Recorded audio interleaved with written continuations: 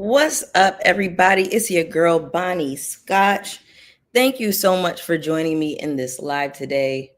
There's a lot going on in the world, a lot going on in these pop culture streets, but I just found this one really, really interesting. And I just felt like I had to come and talk to my people. Um, there's a lot going on with me on a personal front. So I just want to apologize for my absence for the last couple of weeks. Um, I ain't gonna hold you.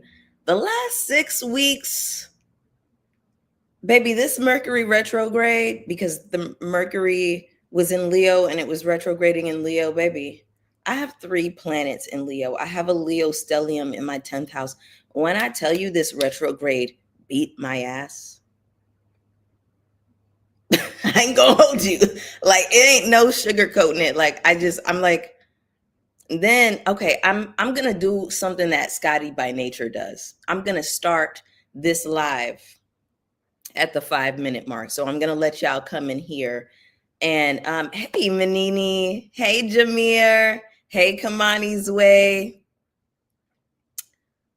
Oh, I love you too, baby. Hey W Payne. Babe, Manini, listen. The Leos have been going through it right now. Trust me. Believe me, okay? And maybe some of us have been quiet, so you don't really know like the ins and outs. But y'all, I'm like, turn me loose.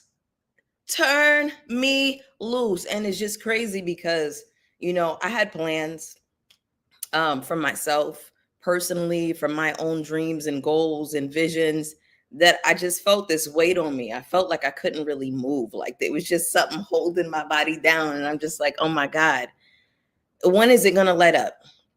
I went to the doctor last week, or was it the week before? And I got my labs back and no. So I went to my PCP last week. But before that, prior to that, maybe a couple weeks before that, I went to my GYN and I got my labs done. And before I got my labs done, I was like, what am I feeling right now? Is this a little bit of depression? Like, is it giving depression? Because I know myself and I know what it feels like. And I was kind of in denial. And then I got my labs back and I was vitamin D deficient. I got a prescription for that. I take the little pill once a week. I'm like, damn, maybe I haven't been getting enough sun. Maybe I haven't been, doing the things that I need to do. But anyway, go get your labs done and see what's going on with you, because I'm like, oh my God. But how are y'all feeling? What is going on? Now, mind you, y'all know I don't like to work on a Sunday. So me coming up here on a Sunday, getting dressed and everything is kind of like big, because yesterday I just really needed to rest. Like just the thought of getting online was so draining to me. And I think like for me, right, a person who's like very creative. I always have like this and that going on. I make music. I'm a crochet artist. I do content. I do all of this. Like, and I'm just like, where am I supposed to find the energy just for myself? I can make a lot of promises. I can feel like, okay, I wanted to start my crochet channel weeks ago. That ain't happened.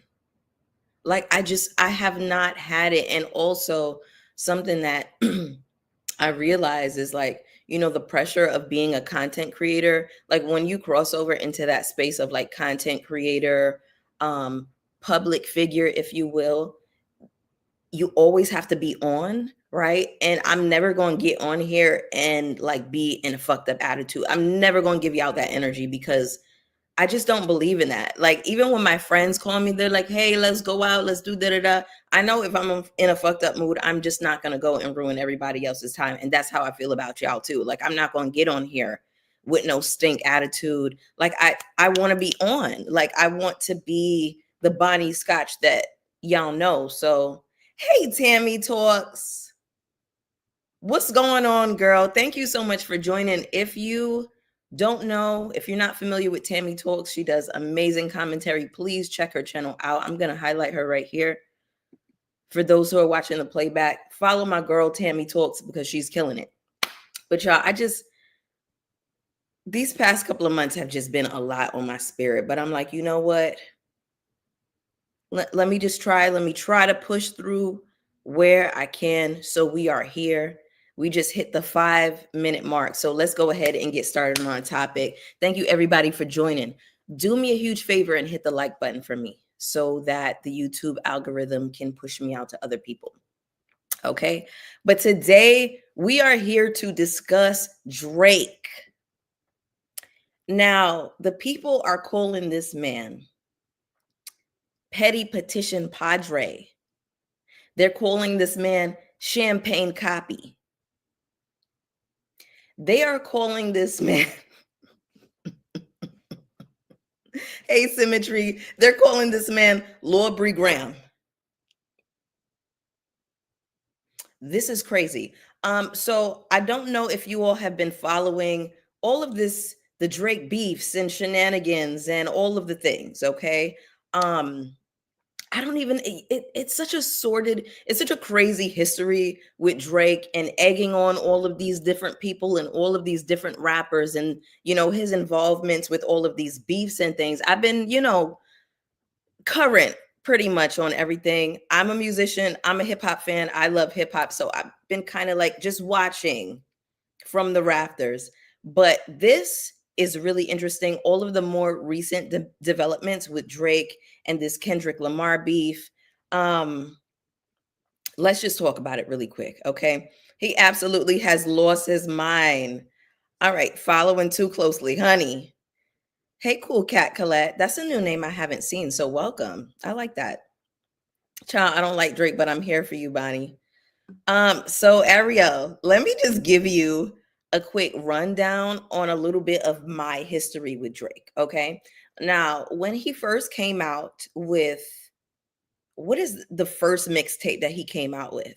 I think it was called So Far Gone. I feel like it was like around 2009, 2010. Like this is in the height of blog era rap. This is Two Dope Boys era. This is in the era of like Currency and Wiz Khalifa first coming on the scene, and Kendrick Lamar and Wale and Kid Cudi and Pac Div and Tehran and Omari and all of these different cats. Like it was just like a really good, really fun, interesting time to be a hip hop fan, but it was like in a very specific way because you had to like go to the blogs, you had to go to certain places to get this music. Anyway, so he came out with that first mixtape and I liked it. I enjoyed it. The next year, 2011, I was on tour with a group called Hall Pass Tour, and we used to throw K through 12 concerts. Basically trying to help kids leverage higher learning with, following their dreams. Okay. When we were on tour, everybody was in love with Drake and they were wearing his first album out. I didn't like that first album. I didn't like the energy. I didn't like the attitude. I thought he was corny. And after that, I continued to feel as though, wow, this is a very corny guy. Now, I did like a couple of features here and there.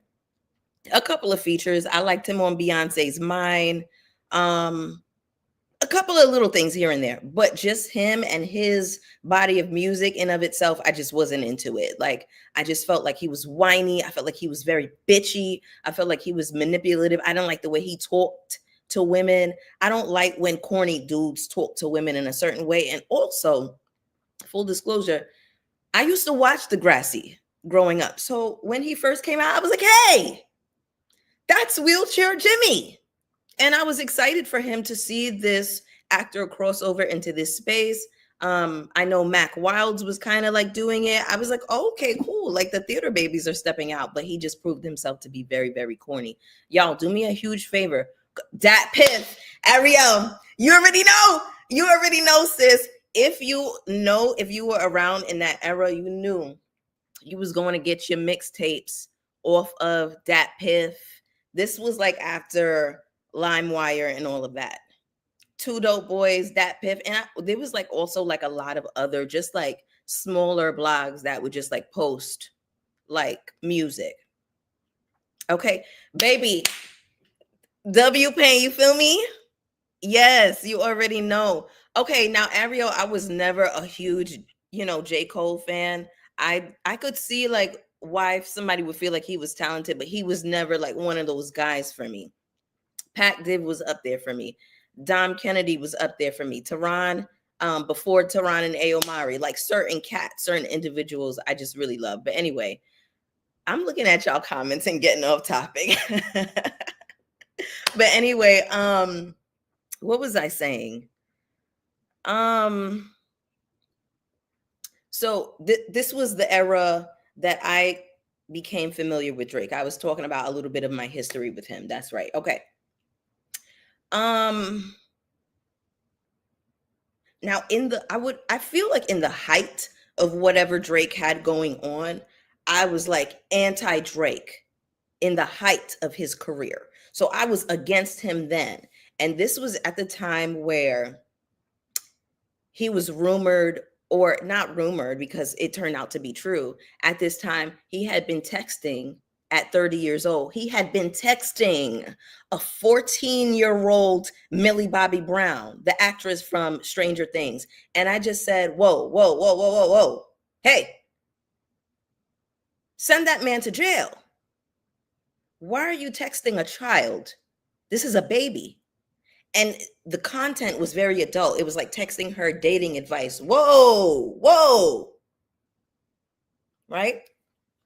Not only that, there was some footage that I've seen with my own eyes of him performing at a concert, and he pulls some little girl up on stage and he's like, how old are you? She's like, I think she says 16 or 17. He's like, oh, you're going to get me in trouble. He kissed her on the lips again after finding out her age. So I have been on his ass since then. I have been on this nigga's ass since then. And I just felt like there's no excuse. You get what I'm saying? Okay. So let's come forward a little bit now that y'all know how I feel about this man, how I've always felt about this man. Okay. Now, we're all familiar with the back and forth between him and Kendrick, but I feel like this. In light of this lawsuit against UMG, it's not a lawsuit against Kendrick, it's a lawsuit against UMG, and he wants to prove that there's a couple of things going on here. Let me actually just pull it up so that we can read it together. Let me share my screen, honey. Big creep behavior, honey. All right. Drake requests Kendrick Lamar contract. Let's go ahead and take a look at this together, y'all. Okay. So just absolute foolishness, y'all. Okay. So y'all can still hear me, right? Go ahead and put a 1 in the chat if y'all can still hear me. All right, so let's just go ahead and get through this. Drake and Universal Music Group have reached the discovery stage in the defamation lawsuit regarding Kendrick Lamar's Not Like Us. The Six Gods legal team requested to see K. Dot's record deal with the label, as well as copies of Lucian Grange's emails having to do with the smash hit diss song. Okay. Let me make sure y'all put a 1. Okay, perfect. We good money. UMG initially obliged to his attorney's request to see the Compton rapper's contract. However, upon receiving the 22-page document, they realized that it was severely redacted and unable to read. Their purpose for seeing the contract was to confirm that UMG has contractual commitment to block any defamatory content in their artist's music from coming out. If and when they receive the unredacted contract, it will be filed under seal. Now, can I just talk about that for a second? So this whole discovery is essentially, we want to see what all is in Kendrick Lamar's contract. The purpose for seeing the contract was to confirm that UMG had a contractual commitment to block any defamatory content in their artist music. Now, if that is the case, and if that is true, wouldn't that mean that UMG has to contractually protect Kendrick Lamar from Drake as well? So my question in all of this is, why is it that Drake gets to say whatever he wants, But when Kendrick responds, everybody wants to, oh, he's the victim. He wants to be the police. Now, I'm not understanding that, y'all. I really, really don't. Now, in terms of the numbers and things, actually, let me just go through this article really quick because I don't want to like jump around with my thoughts. Y'all know how I get. Let's just see. La la la la la.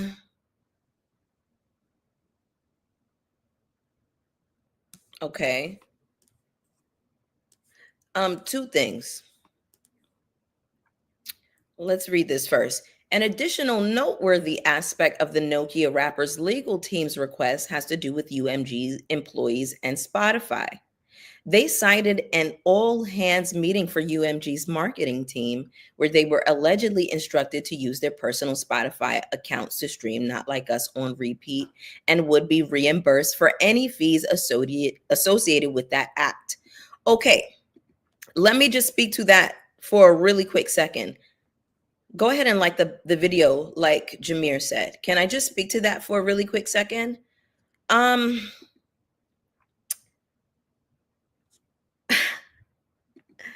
This is so silly and so comical to me, right? This idea that Spotify employees and other employees and whoever else was getting paid to run the streams up for Not Like Us, which I was there. I was on the internet. I was there when Not Like Us dropped. I listened to Euphoria when it dropped. I listened to Meet the Grams. Y'all, I have never seen so much spectacle around a rap beef. Can I also add this? I was around for Ether from Nas and Super Ugly from Jay-Z. I remember Jay-Z's mom getting involved and being like, you took shit too far and you were disrespectful. Made Jay-Z apologize. Nas cleared Jay-Z on Ether. Jay-Z went on to become a billionaire and a mogul and whatever, and he had to take his L. He had to take his lashings. We never forgot the lashings that Jay-Z received on Ether. Ether always, not always, also came about from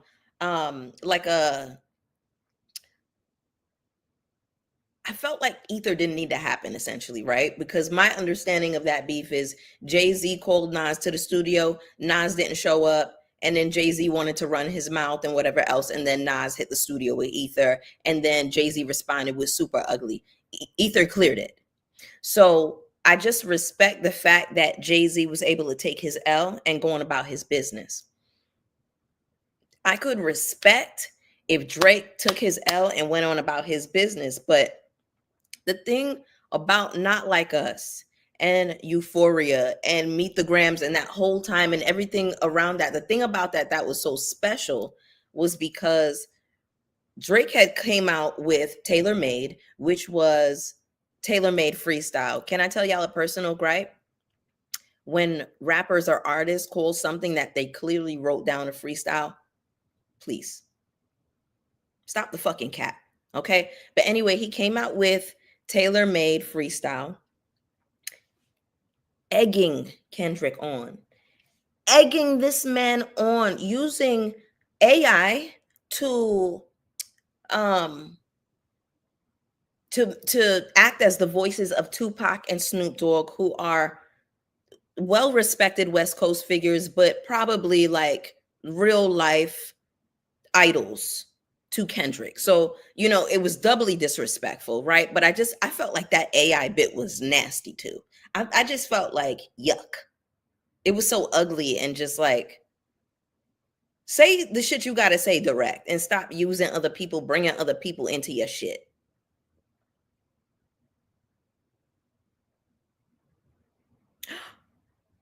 Ooh, Aaliyah, I didn't clock this. I did not clock this. Aaliyah says Jay-Z didn't go on about his business. Till this day, Jay will drop a project/business venture the same day as a Nas project. I'm screaming. I did not know that. I didn't know it, but shout out to y'all. I see you. You are dreaming right now. Thank you for joining, babe. Yo, I love this discussion. I love that we have some hip hop fans in the building. I don't feel like I've ever talked to y'all about this. But this shit was just too egregious to not come down here and talk to my people. So anyway, let's get back into the conversation about UMG and this assertion that, oh, you all paid people to run Not Like Us up. Y'all, again, I was there. I enjoyed Not Like Us. Now, Euphoria is my favorite of that series of diss tracks.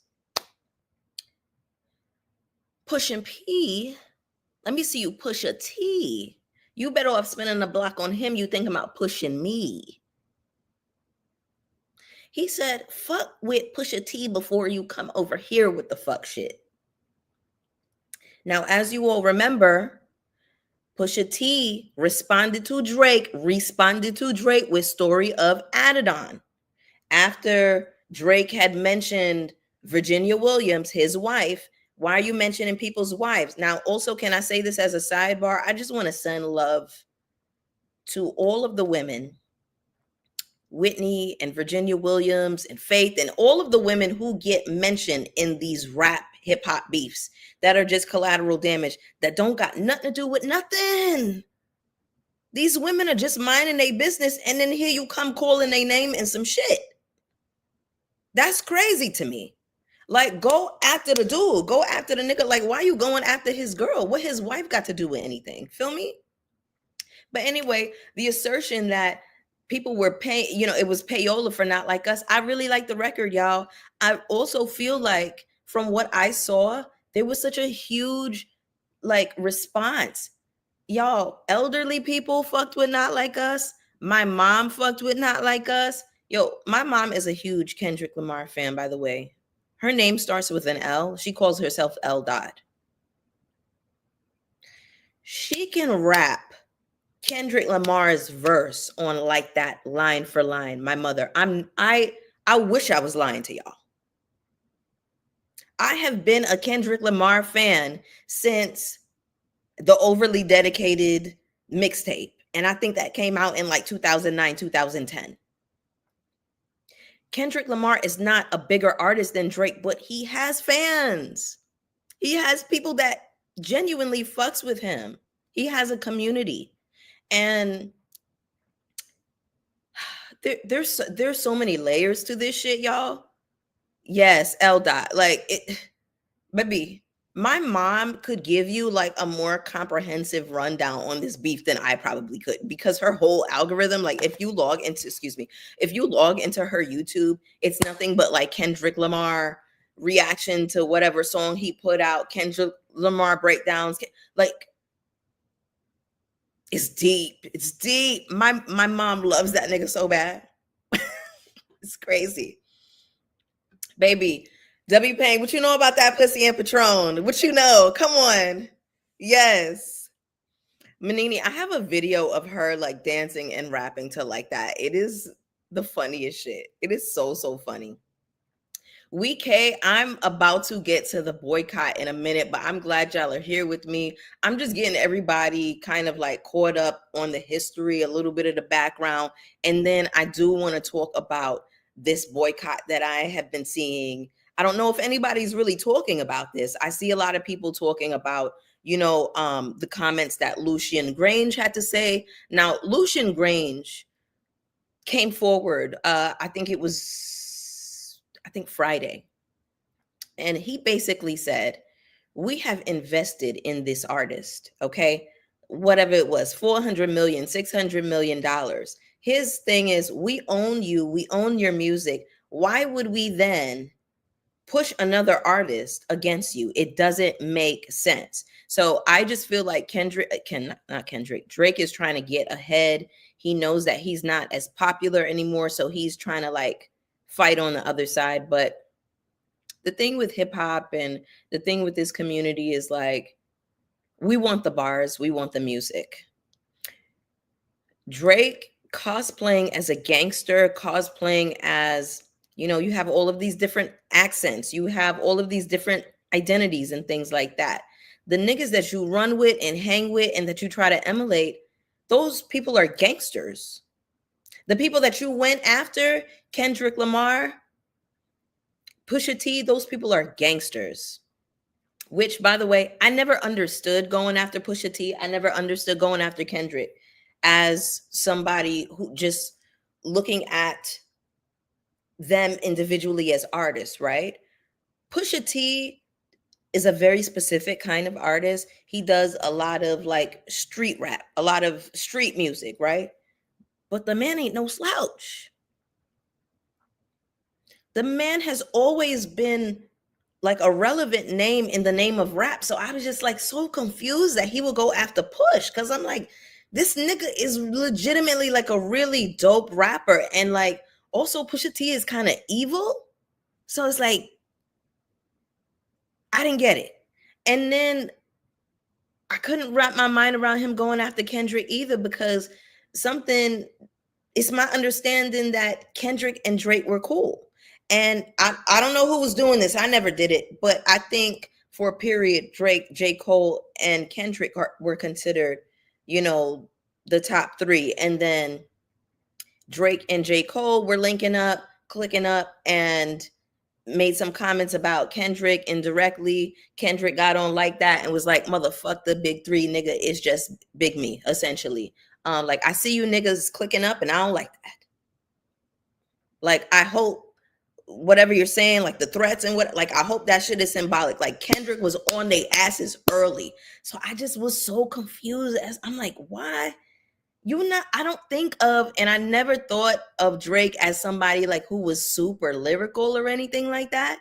I also, as a sidebar, since we're on J. Cole, I never respected that. I mean, just as an artist, like, cool, whatever. I know a lot of people fuck with him, but seeing the way that he responded to Kendrick Lamar, you apologized to that man, but you wanted to sit up on the fucking internet and argue with No Name, a Chicago rapper, back and forth, a woman. You got online to argue with a fucking woman, back and forth, back and forth. But with Kendrick, it's apologies. So it's fuck J. Cole to me. I don't respect that nigga. I would respect him if he responded, if he did what he needed to do, but he didn't. Anyway, I'm getting off topic. Hey, Lanu, thank you, babe. Oh, this is the one, Ariel. He let winning his little beef with Meat Mill get to his head, so he started taking people on. This is the one right here. This is the one. All right. So let me jump back over here to this vibe write up and see if there's anything that I'm missing. Because I want to make the points today, and I want to circle back to how the content creators are now responding, because it's one thing for Lucian to respond like, cool, I understand that and I get it. Also, the judge presiding over this case spoke to this as well. I'm going to paraphrase what she said. Hold on one second, y'all. Let me turn off my alarm really quick.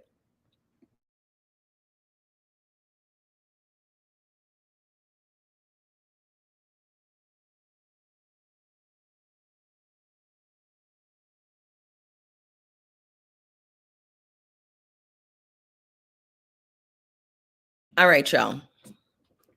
So let me just paraphrase what the judge presiding over this case said about this petition to, he wants to make sure that we're pulling everybody's contract so we can see that it was payola. Also, for whatever reason, he is asking for the paternity of Kendrick Lamar's children because he essentially wants to prove that what he put in his raps is real. I don't know why you're going after that man's children and his family. Like, why is Whitney back in this? Kendrick said, don't speak on the family, Crody. He already said that to you. Anyway, to paraphrase what the judge said, the judge was basically like this.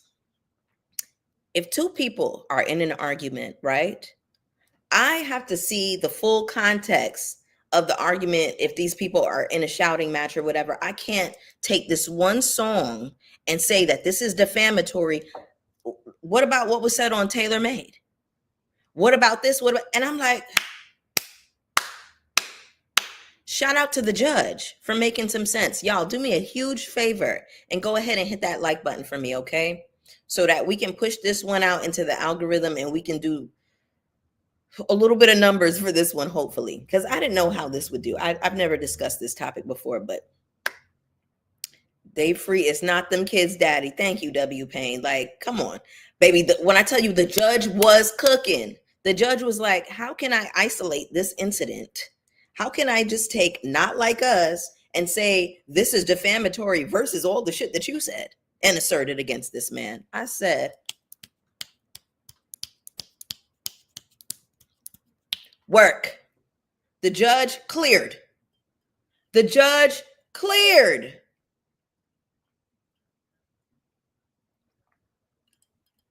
By the way, cheers, y'all. I'm having an Aperol spritz. So, all right. So we talked about the judge. We talked about Lucian, who's like, this is stupid. This don't even make no sense. We own all your shit. Right? So let me just go back to this article really quick. Because they mentioned Pusha T, and this element right here, I think is very, very important. I don't know if it gets talked about enough. Okay. So Not Like Us on repeat and would be reimbursed for any fees associated with the act. All right, now here we go. Pusha T, during his press run for Clips's latest album, Let God Sort 'Em Out, revealed that 2018 Drake targeted diss track Story of Adidon was interfered with by UMG, as both he and the For All Dogs rapper were under their umbrella. The label did not want one of their acts defaming a fellow signee.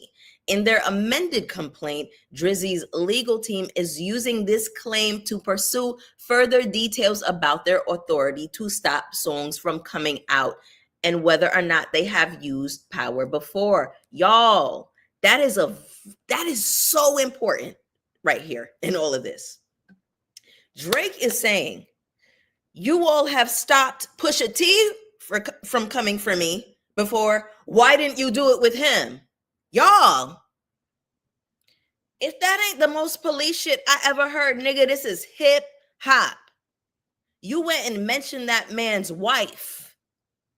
For whatever reason, you decided to bring Virginia Williams into it. He responds, baby, that Pusha T Story of Adidon was the motherfucking one in terms of diss records. He aired so much shit out. Now, when he aired out that Drake is hiding a child, I already knew that Drake had a child. I heard it on a podcast somewhere else, like months before.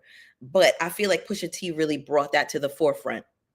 Y'all, UMG got involved, and what's his name? The music exec person from back in the day. I don't know if his name is J. Paul or J. Prince, but he got involved and was like, this needs to stop it right here, whatever. Now, it's important to note this, based on what we just read. UMG quelled Story of Adidon, okay? So Drake's expectation was, y'all should be doing the same to Kendrick. In this Clips rollout, Let God Sort 'Em Out, right? That album was supposed to have come out, I think, a year before. I think it had been complete for a year.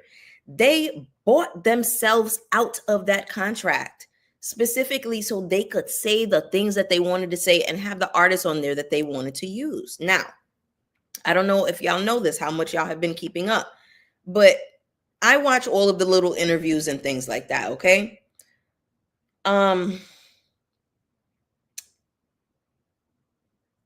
Let God Sort 'Em Out. They had bought themselves out of the contract, but even before that, there was so much drama with Clips in the label because it was Clips and Kendrick, or rather Pusha T and Kendrick versus Drake. So, they have these teams where they will listen to the album to make sure, all of the samples can clear and everything is good money or whatever like that. But whenever they went into listen to the Clips album, they heard Kendrick Lamar's verse on Whips and Chains, and they didn't want it on there.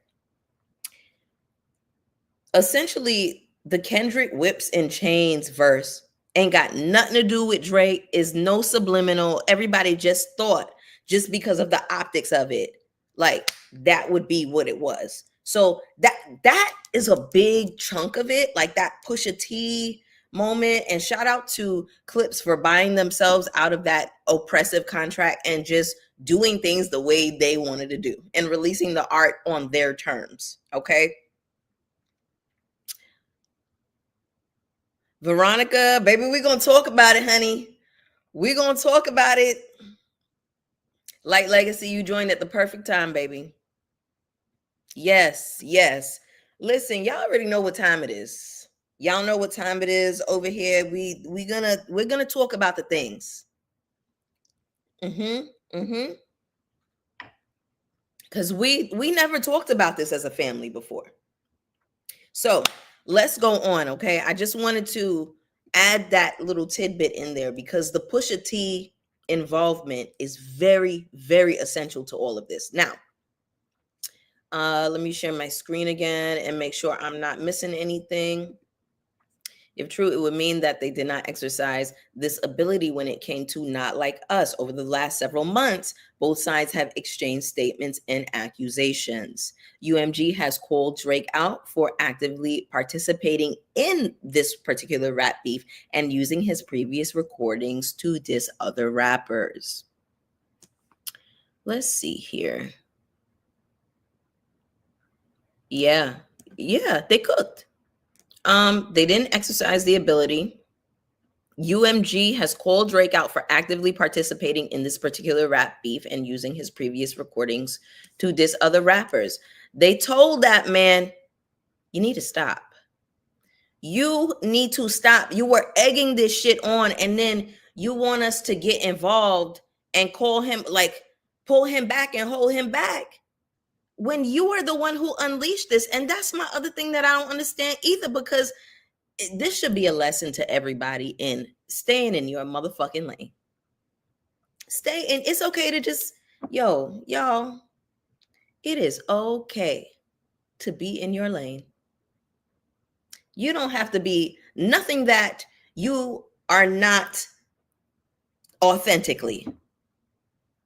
Okay?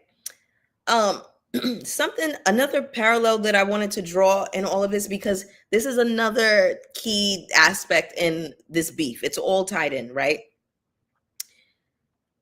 Pusha T really, from my standpoint, got involved from a space of loyalty, okay? Because, this whole business about Drake dissing Pharrell and buying his chains at an auction and then going down and melting the chains and then bragging about it in a song. Clips and Pharrell came up together.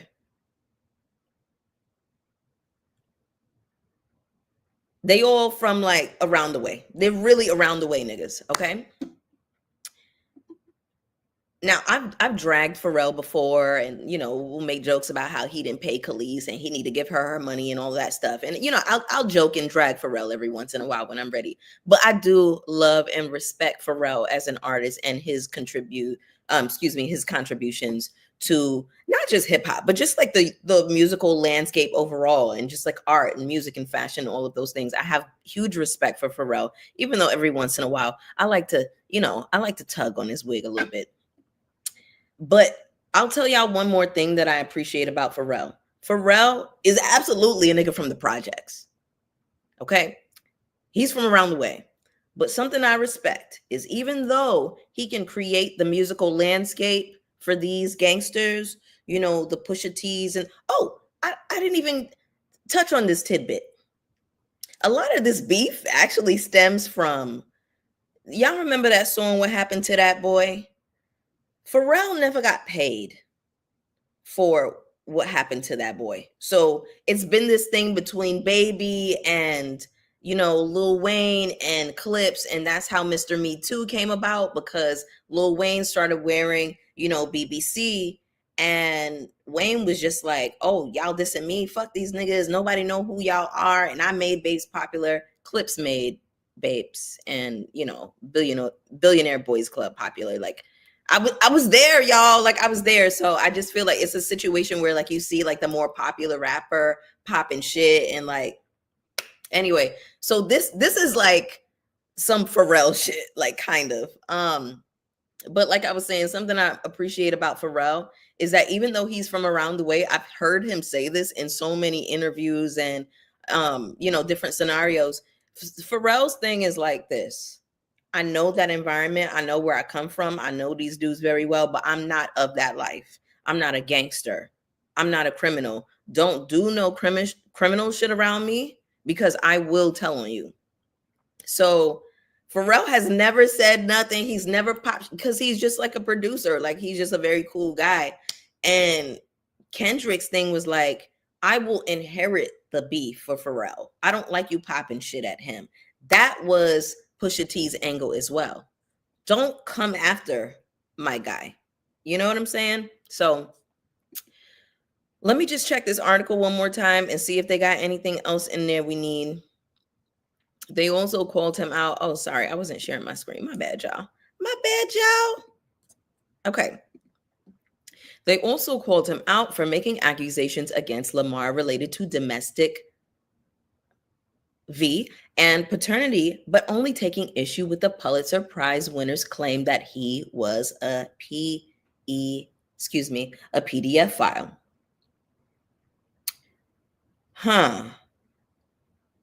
They called him out for making accusations against Lamar related to, yeah. So their thing is like, how you gonna call, like, say this man got DV issues and calling out the paternity of his children, but it's only a problem that he called you a PDF file, which we have called this into question before, because why are you texting 14-year-olds? Why are you kissing 17-year-olds on stage and all of those things, right?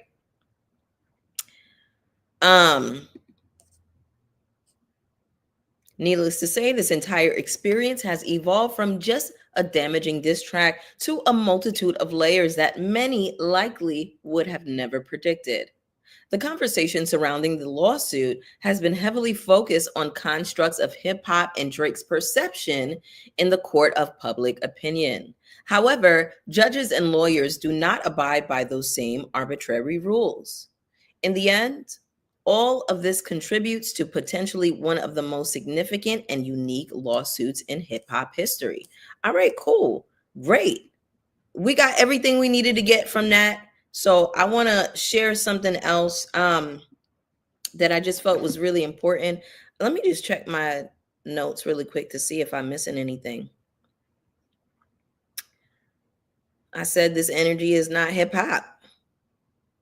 I said, on one hand, this lawsuit excites me because potentially new music is going to be coming from Kendrick's side. I love when they egg Kendrick on. I love it. I love it because I just feel like Kendrick is so, he's like the true artist, in the sense like he's going to respond to everything. And then he's not, he kind of varies the way in which he responds, right? Like, he can give you some conscious rap shit. He can give you some political shit. He can give you a banger. He can give you some ignorant shit. Like, you know what I'm saying? Like, I think that that's really cool about him. Anyway, I spoke to Whitney, sending love to all of the women who get mentioned in these songs as a means to embarrass their opponent. Excuse me. I can only imagine the humiliation that comes with that. Speaking of getting mentioned in a song, one of my exes mentioned my name in a song. This was the years and years and years ago, like over 10 years ago. But I just remember like being so relieved that it never saw the light of day because it was so fucking trash.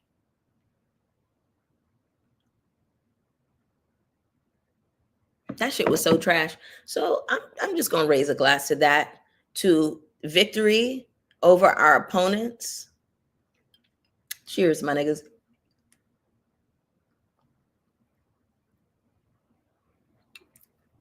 Let me see what else I got in my notes.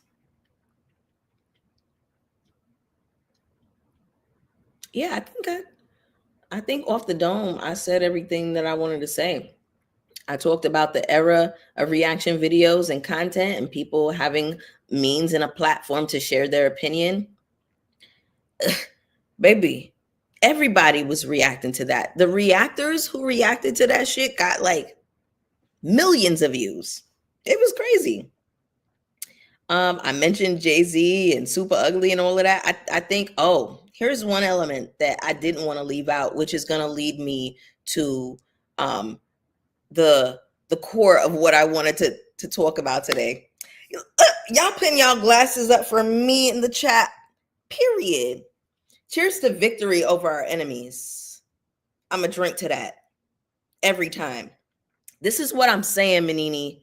The reactors made it bigger. It wasn't that UMG had to pay anybody to push Not Like Us. The people pushed it. But Drake, in his mangled up mind, can't even fathom, that people really fucked with Kendrick and really banged with that record. We like Kendrick Lamar. I've liked him since 2009, 2010. Well, that was when I discovered him. I wouldn't say that's when he came out. I think before that he was K Dot. Before that he was K Dot. He wasn't Kendrick Lamar. So he thinks because he's the bigger artist, like he expected to do better. That's crazy to me. That is wild to me. I've been here again. I have been here since Overly Dedicated, since Pussy and Patron, since Kush and Corinthians. Like I have been riding for Kendrick. This one right here, One Only Rise 01. If there's like a reaction video that comes up for something and maybe I hadn't seen it before, I'll watch it. I still like to relive that moment and like people reacting to these things. But speaking of reactors, I wanted to give a huge shout out to this particular content creator. I'm sure you all have seen him because his face has been everywhere. Okay, his name is Screwface John. So huge shout out to him. I don't think I have him linked, but anyway, shout out to him. His name was mentioned in this lawsuit. And essentially, what Drake wants to do by mentioning him is he wants to go through that man's DMs and emails to ensure that UMG is not paying this content creator. That's crazy. So you've done a few things here, right? You have made yourself look like a bitch of the highest order.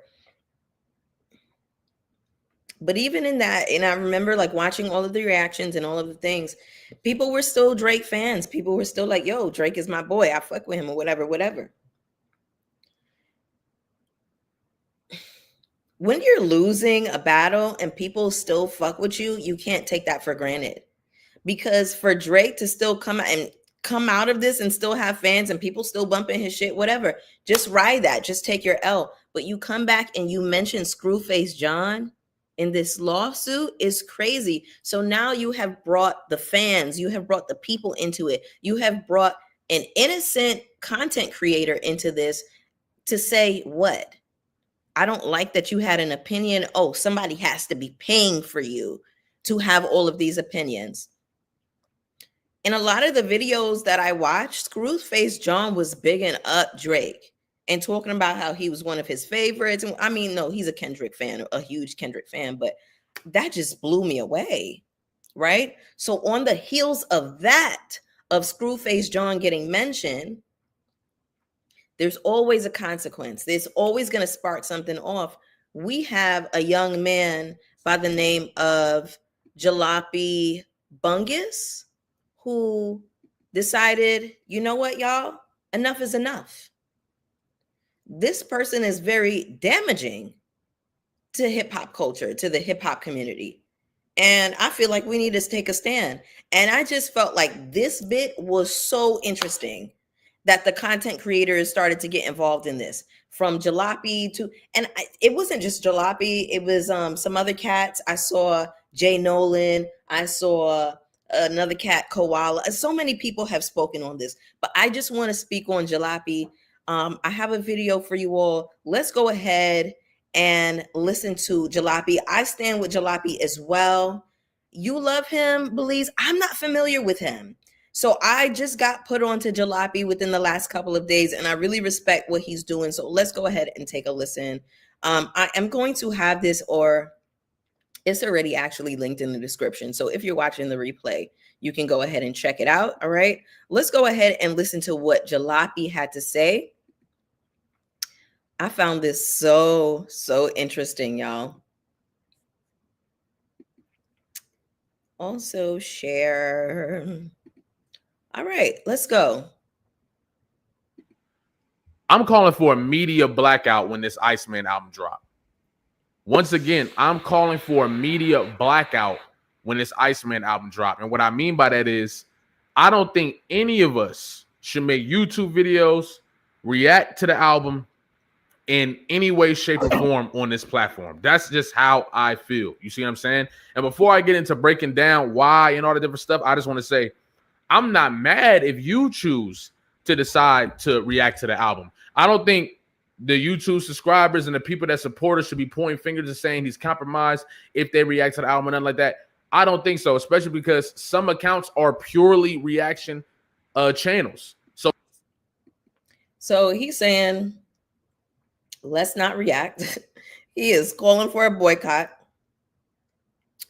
And he's saying, I don't mind if, people still choose to react. Like, you can do that. I understand. This is how we got to make our money. This is a lot of people's bread and butter, just reacting to things. But the idea, just the notion of let's not even react. I don't know if y'all know like how big of a deal that is. The fans, the fandom, us content creators, us coming down here and reacting to things is a big part of the success in these artists that we love and support. Right? I couldn't have the platform that I had without y'all. I really couldn't. Like, I'm almost at 6K. I couldn't have built this without y'all. So you can't go after the people who helped you build your shit up. You got to think. You're going after Screwface John and people who helped to elevate your music. You can't do that.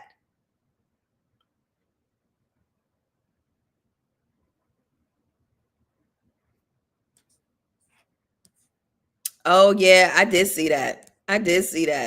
Shaq was on Twitter trying to get mad. I did see that, and I just feel like, why is Shaq? I forget his like actual handle. It's not Shaq the basketball player, y'all, but it's another content creator who does a lot of reactions. But he was coming for Jalopy, and I didn't like that because Jalopy said, like, it's okay if you want to react to his stuff. I just personally will not do it, and I didn't like how Shaq was coming at him. Like, you're an OV hoe, be on Drake's dick. That's fine, but like, leave that man alone.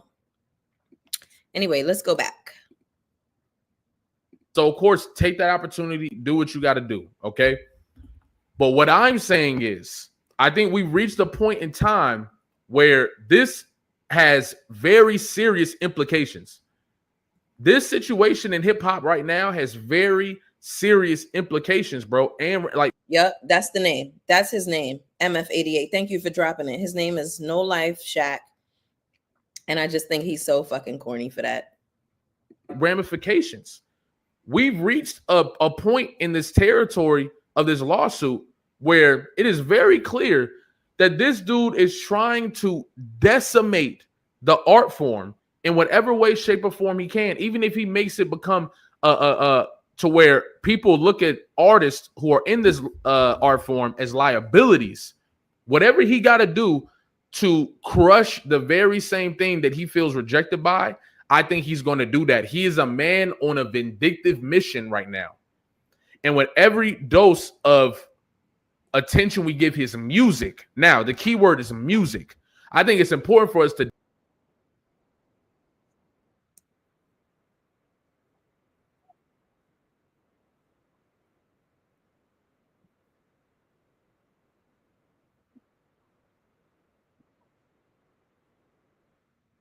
Sorry, y'all. My bad, y'all. Something just happened with my technology. Like it closed up on me weirdly, and I had to cut out the screen. My bad. Okay, we back. We back. Okay, let me pull it back a little bit. So the people who are coming up and go is doing right now, because 10 years from now, they're going to try to rewrite the history. There needs to be that he is a man on a vindictive mission right now. Look at artists who are in this art form as liabilities. Whatever he got to do to crush the very same thing that he feels rejected by, I think he's going to do that. He is a man on a vindictive mission right now. And with every dose of attention we give his music, now the key word is music, I think it's important for us to document everything that Drake is doing right now, because 10 years from now, they're going to try to rewrite the history. There needs to be a perspective on the other side of what Drake was doing in real time. So that Okay, can I just pause on that? I love that he said that, because this is what they do. People like Drake. He has a very cop-like, a very police-like, a very white woman-esque way of approaching conflict. Like, in the same ways that, and listen, this ain't no shade to, my white women supporters that fuck with me, because I know y'all the cool ones, but y'all know how y'all sisters and y'all cousins do, honey.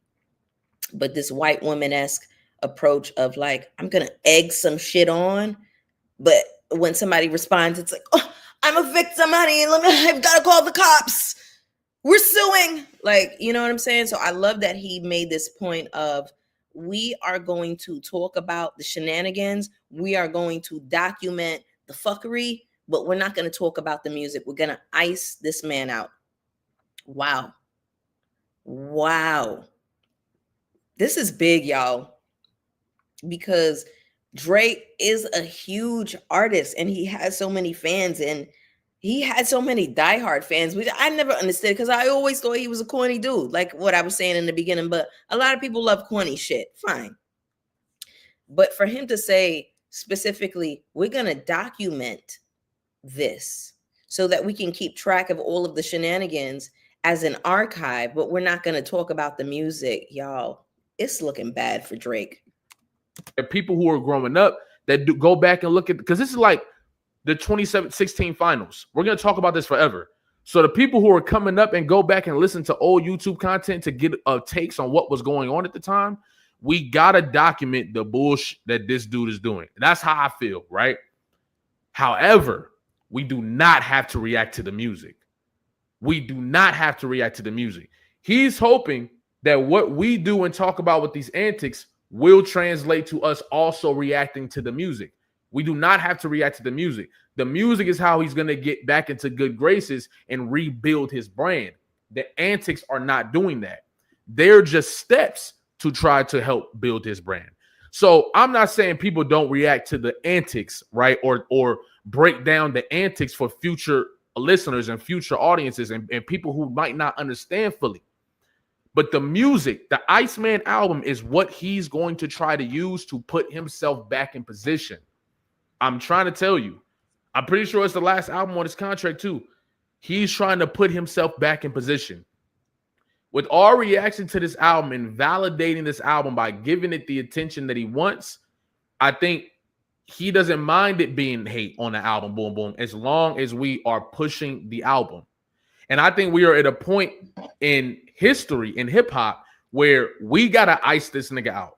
We got to ice him out. Every time he drop music, we got to ice him out. Now, let me get to the why.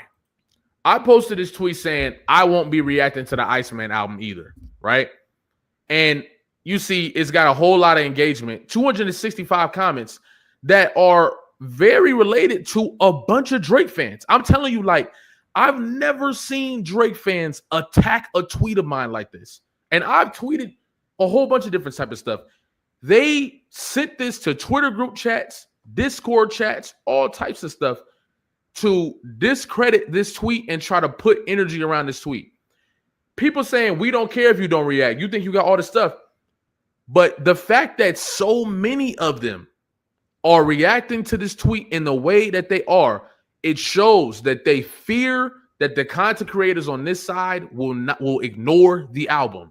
They need us to react to this album. The position that Drake is in, he not only needs them, he needs us as well.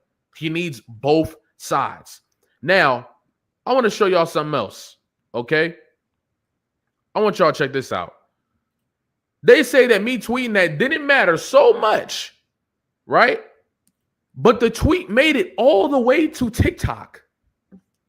The tweet is doing numbers on TikTok by multiple Drake content creators. And I've tweeted all different types of stuff. The traction that this tweet is getting is crazy. And I don't think that's on accident. I think the traction this tweet is getting is because they fear that our content creators, people who are creating content on this side, will ignore this album. They're trying to get on me early to discourage people from having the same sentiment. A lot of people saying, oh, he's going to secretly listen to it. Oh, let's bookmark it. They're hoping that we help push the album. Mm-hmm. Even with us reacting to the music in the past. And by the way, I did not react to Sorry Songs for You. I also didn't react to What Did I Miss? So I'm just saying in general. But even with the reactions that our community was giving them, it still couldn't stand its weight. The song still couldn't hold up like they usually do. And I'm telling you, if we pull that rug, it will look even crazier. Drake's entire career has been based on numbers, based on being the top guy, based on dominating charts, quote unquote, right? Let me hold on. Because of that, if we pull the rug from him and don't allow him to reestablish himself with this album, I think we can make a huge difference in the imagery, in the idea of what Drake is. I think that is this Iceman album is the final opportunity for Drake to put himself back into good graces with the music thing. It's his final opportunity. It's the reason why he's going to rock with the streamers and all this different stuff. Okay, I'm gonna pause right there for a second because I have seen Drake with different streamers and, you know, popping up with this and that person. So it's so funny and it's so interesting that you would use like streamers' clout to further your agenda, right? But you're also attacking them. You know, so it's like you use them and then you attack them. And it's such a fucked up relationship to have with the fans. It's also very antagonistic. This Iceman album is significant because it's the first project that he's dropping after this beef. It's the first album that he's dropping after this beef. So everybody is going to be extra looking, dissecting everything, combing through these lyrics with a fine comb to see what all is going on. Again, this is a lesson in just all you had to do was stay in your lane and make music for the bitches. Because a lot of women really love Drake. A lot of women really, really loved and rocked with Drake. I was not one of those women. So I'm just, I'm happy that I was always on the right side of history with that one. Baby, you said something right here. You said something right here with this one. You said, okay, I have to point over here because I realized when I point over here versus over here, like it's reflecting to me in a different way. So he's attacking Black streamers. Let's wake that one up. Like a colonizer, he hates us but can't live without us. Let's wake that one up too. Okay. Hip hop, the sport of hip hop and just all of the energy around it is community based. It is based on the community that you build and the relationship with the community that you have. I think that that's a part of it. When I look at an artist like Young Dolph, rest in peace, Young Dolph, he was a Leo too. He was a late July Leo. We lost a good one. But anyway, Young Dolph was so involved in his community. His people loved him. Okay, a Memphis rapper. He was just very involved in his hood, making sure that people had the things that they needed. It's always the niggas like that we lose. Rest in peace to Young Dolph. Rest in peace to Nipsey Hussle. Another one who had such a heavy involvement within his community. That's culture. Culture is community, especially when it comes to Black people. You know what I'm saying? Nipsey Hussle was an around the way guy. And even after he got put on, he was still an around the way guy, almost a little bit to his detriment. People loved him. People loved the shit out of Nipsey Hussle. He was creating opportunities. He was trying to make sure his family was good, setting folks up. Like Kendrick Lamar, he does like a concert for the projects, like I think around Christmas every year. And I think TDE does like their like toy drives for the projects. Community and culture. That's what that is. Please get down in the comments and let me know what Drake has ever done for his community, for his culture. What community is he a part of, babes? Think about it. He was raised by his white mother, by his white mammy, Miss Sandy. He has these identity issues that dictate literally the way he shows up in life right now. I told y'all about those mangy biracials with the white mothers. I told y'all about them. Same with J. Cole. And I feel like that's a part of the reason I never could really fuck with him either. Sidebar, I saw a tweet. No, a skeet. It was on the skyline. So I can't call it a tweet. It was a skeet. It was so funny. But this girl, she said something to the effect of like, it ain't no fine niggas out here no more because everybody got white mothers. And, you know, we lost fine niggas to white mothers and drugs. I said, ooh. But anyway, community, culture. Is this how you treat the community that has loved you, that has put you on the pedestal, that has helped to put you on? You don't have a relationship with community. These are not your people. These were the people who boosted you up. They were a means for your success, but you don't regard them. You don't care for them in the same way that niggas from around the way care for their community. You know, in the game of hip hop, you get involved in a beef, whatever it is, back and forth. Somebody's going to lose. Somebody will lose in a rap beef. You were the loser. You could have took your fucking L in peace, my nigga.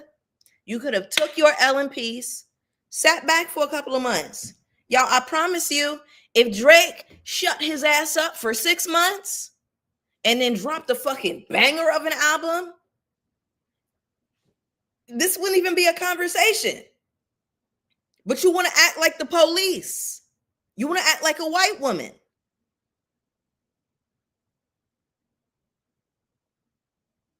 You are not of this community. You don't move like you are of this community because this is not what we do. This is not what the culture, do. You were accepted into the culture, and this is how you treat the people who accepted you. You're done. You're cooked, bro. You're cooked. Because Lucian spit a hot, he threw 8 bars at him. Like, hold that, nigga. We own you. The judge spit a nasty 16. But now the people, the content creators have decided to make a stand. Y'all, that's significant. So let me just get back into Jalape's video because y'all know I go on my little side tangents, child. She's a little long-winded.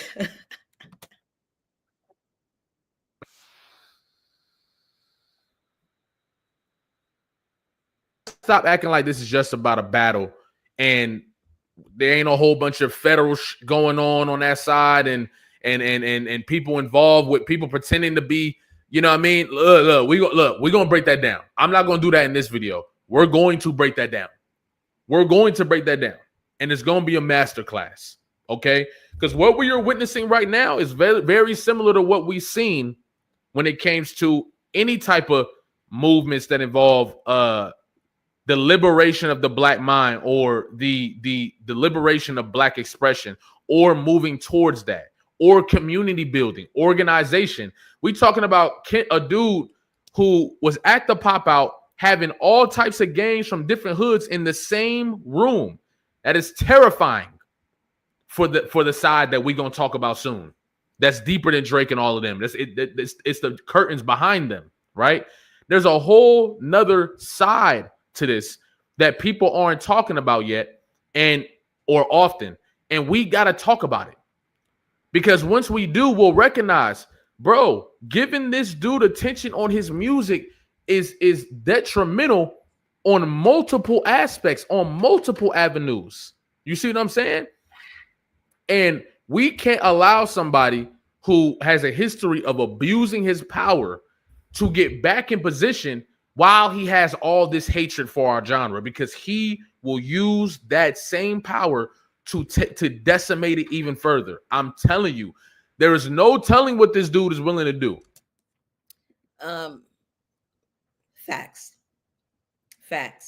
He is using his power to destroy everything and everybody. Self-destruction. You're headed for self-destruction. Hello? I see y'all in the comments, child. I see y'all. There's no telling. He's losing everything. He's crashing out. The people are not listening to the music as much. He's losing money. His reputation is fried. He is going to do everything he can to take everybody down with. I know a lot of y'all are familiar with this term or this phrase, but it's so true. It's this phrase that the idea that when a child, I may be saying it wrong, but when a child feels rejected by their village, they will return to that village and burn it down just to feel the warmth. This is all of that. This is all of that. Hey, Dr. Brianna, thank you so much for joining. Appreciate you. And do me a huge favor and hit the like button. Can I just say, y'all are in here today. Y'all are in here. Period. Go ahead and hit that like button for me, y'all. Thank y'all so much for the 160 of y'all that are in this room with me. I hope I got at least 100 likes. Y'all, can I get 100 likes? All right, let's get back to Jalape. With him. That's not limited to Kendrick Lamar. That's limited to people like me and you. They put Screwface in the lawsuit. They're trying to put the energy out there. We don't even want content creators to speak on shit without having a finger on it. And when you got all the shit going on with Trump and it's looking like free speech, right? It's starting to be genuinely under attack, and it's been under attack. But I'm saying, when we start silencing journalists, and I'm not talking about strictly us, but we're silencing when the political government, when the American government is silencing journalists, when the American government is eliminating entire crews of journalists in other countries that rhyme with Rasta, right? We have to understand this is a concerted effort on multiple fronts to change the dynamic of this country and push it towards what they want to push it towards. They've had a grip. Let me pause that for a second. Bompton Baby Girl 135. Yeah, I noticed that you wear a new name. I've never seen your name. But you said the blackout algorithm brought me to you for the first time. Oh, cheers. Cheers, baby. Welcome. Welcome to Scotch Gang. We have a good time over here. Okay, I'm so glad to be pulling new people in. Yes, we love that. Thank you so much for being here. With Drake and being able to manipulate the music with his lineage, those same people amongst that lineage are trying to manipulate the rest of the world and gain more. Let's talk about that a different time. Okay. We know what they did last time I started talking about that. But what I will, we won't put a whole video together. But what I will say is this: I think it's our responsibility to cut off the lights when it comes to this. When it comes to the album, we shouldn't react to that album. I'm not saying don't react to the antics or the bullshit. We got to document the history so that the people know what was going on. We got to document this side of the history. But the music, we don't have to do that. We don't have to do that. We do not have to do that. Okay. I love y'all. I appreciate y'all. Like, comment, subscribe, especially if you're new here, especially if you've been here. If you ain't seen my Chains and Wits freestyle, I think you would love it. And the reason why I think you would love it is because multiple people love it. And it's gotten a lot of dope. All right. So that was what Jalopy had to say. I am in full support of Jalopy and all of the other content creators who have decided to take a stand against Drake. This is damaging to the culture. It is. It is. Okay. In the game of hip hop, in the game of just being a wordsmith and wordplay, and you get into these diss tracks and things like that, there are defamatory things that are going to be said. There are going to be things that are going to be said that are ugly. But you can't egg people on. You can't provoke and provoke and provoke. And then when people get provocative with you in response, you want to be the police. You want to subpoena emails and DMs. What? Crazy. That's crazy work. I want to give a huge shout out, though, to, the people who are joining this chat, the new names in here. I see a couple of y'all that are in here for the first time. Oh my God, you just subscribed. Yo, shout out to you, Bompton Baby Girl 135. I appreciate you so much. Good afternoon. Same here. New subscriber. Blackout brought me here. I'm so glad I jumped on, y'all. And I was telling y'all at the top of this video, I had just been going through like a little touch of depression. Like, it's just been so hard for me to like generate the energy to have interest. But I just thought that this was so interesting and I needed to come down here and talk to my people. And y'all gave me such fabulous energy. Thank you to, everybody who's OG Scotch Gang, but all of the new members of Scotch Gang. You can also join the membership. It is $5 a month. It's only a cup of coffee every month to help me support the maintenance of this channel. But shout out to all of the new people. I love to see the new names. I love to see that y'all are subscribing. I love that our mutual disdain and dislike of Drake has brought us to this place. I love, love, love that so much. How long are we in here? It's been an hour and some change. All right, I feel like that's good. I do have some errands to run, but shout out to y'all. Please hit the like button on the way out. If you are watching the replay, I want to hear your thoughts. Even if we don't agree, listen, we don't have to agree on everything. We really, really don't. But we just keep it respectful on this side and we share our opinions and those things. But I just feel like we as a culture, we have been feeling these sentiments for a long time. And there's a fruit fly. There's another layer of this. I don't think I caught it. There's another layer of this that I wanted to bring in with Drake and these identity issues and, all of those different things. I totally understand that. I get it. I understand the perspective of biracial people feeling kind of outside, not feeling quite Black enough, not feeling accepted by white people because you got a little bit too much kink in your edges. They know what time it is, right? But I just want to say this.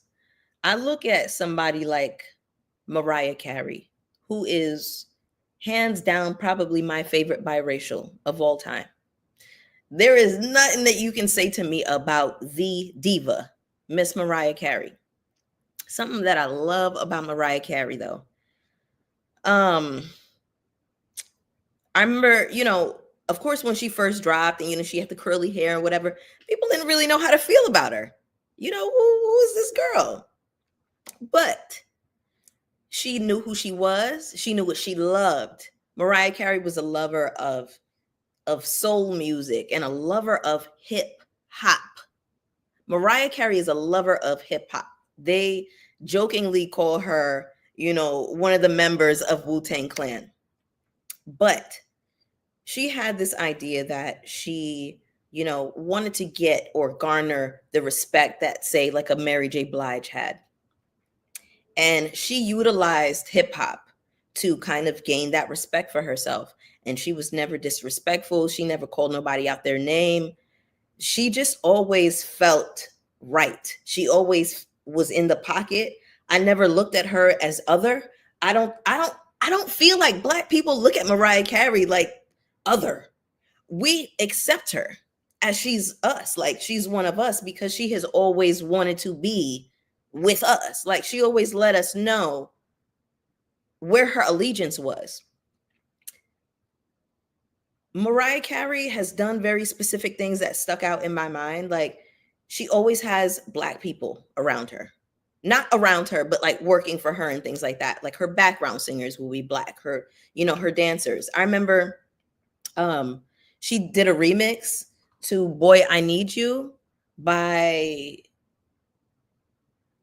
no, it was the Oh Boy remix. It was a Dipset song, but she did Boy, I Need You as a remix. And then she put a remix out to that remix. But anyway, I just remember like her, it was like 2001, 2002, but I just remember like the choices that Mariah Carey made very early on that just let me know, that made me feel like, oh, she's us.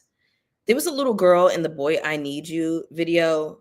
There was like a scene with like a bunch of fairies flying around her. And then they closed up on one of the fairies and it was like a little brown skin girl. And I just remember that like sticking out to me in my mind. Like that was a choice. I feel like that was a choice that Mariah Carey made in 2001, in the early 2000s, in the height of colorism and, all of these things. So I just look at somebody like a Mariah, who is so revered and so respected and very clearly a biracial woman. Okay. But we love her. Y'all know we jokingly call her Hood Raya around here. Like that's our girl for real. So I just think about somebody like her who has been so welcomed and accepted in the community because she always felt like community and moved like that. Like with the choices that she made and the images that she showed and the way that she showed up. And not just that, but when I listen to Mariah Carey's lyrics, even from back in the day, there would be things that she would say that I'm like, only a nigga would understand this reference. So she never had to say, oh, I'm Black. On my Black side, she never had to do that pressed shit with niggas because she was with us. So when Kendrick said they not like us,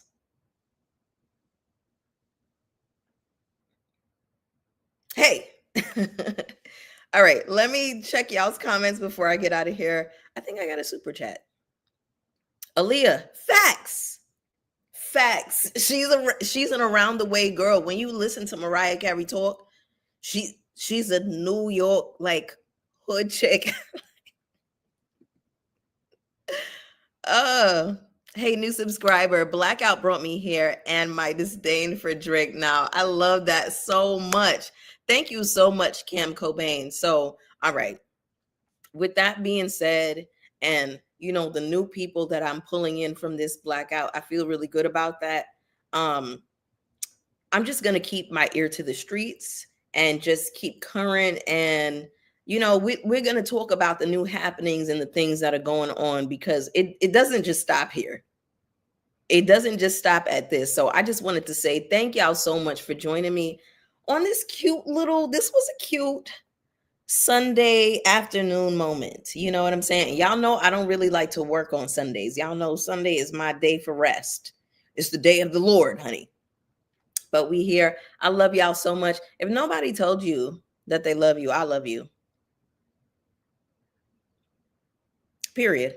Period. Get some rest. Eat something good. I love y'all so much. Pusha P. Let me see Pusha T. You better off spending a block on him. You think about pushing me.